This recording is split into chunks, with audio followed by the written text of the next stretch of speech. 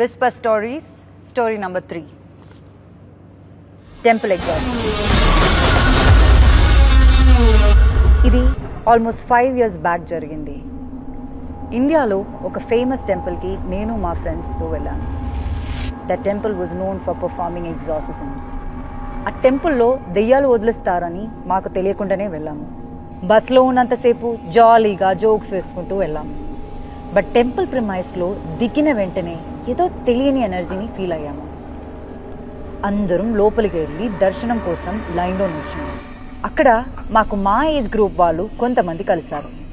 And they started saying stories about how powerful the temple is for exorcism. Not exaggerating, but వాళ్ళు మాకు story చెప్తుంటే goose బంప్స్తో body shiver అయింది. Story అలా end అయిందో లేదో టెంపుల్కి వెస్ట్ సైడ్ నుంచి పెద్ద పెద్ద అరుపులు వినిపించాయి. Very weird and scary sounds. అలానే భయంతో దర్శనానికి వెళ్ళాం. అంత నెగటివ్ ఎనర్జీ ఉన్న ప్రిమైసెస్ నుంచి అలా దేవుణ్ణి చూడగానే ఒక్కసారిగా పీస్ అండ్ కామ్నెస్ వచ్చింది.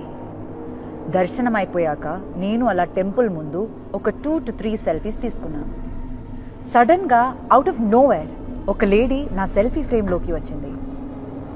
ఒక్క సెకండ్ భయపడి ఫోన్ తీసేసి చూశాను. బాబు, ప్రసాదం తీసుకో అని నా చేతుల్లో ఒక కొబ్బరి ముక్క పెట్టి వెళ్ళిపోయింది.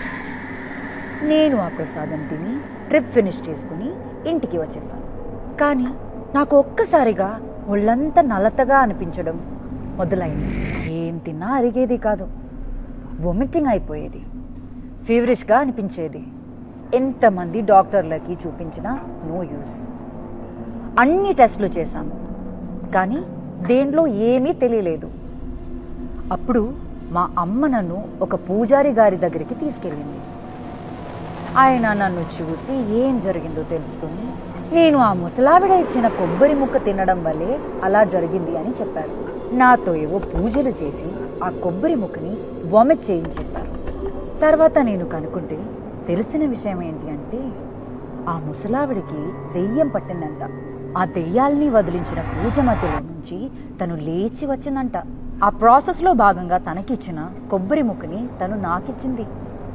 ఆ రోజు నుంచి బయట వాళ్ళు ఎవరైనా ఏమన్నా ఇస్తే తినడానికి 1కి 10 సార్లు ఆలోచిస్తున్నాను.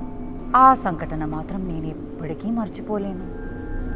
ఇప్పుడు మీరు చెప్పండి, తెలియని వాళ్ళు ఎవరైనా మీకేమైనా ఇస్తే మీరు తింటారా?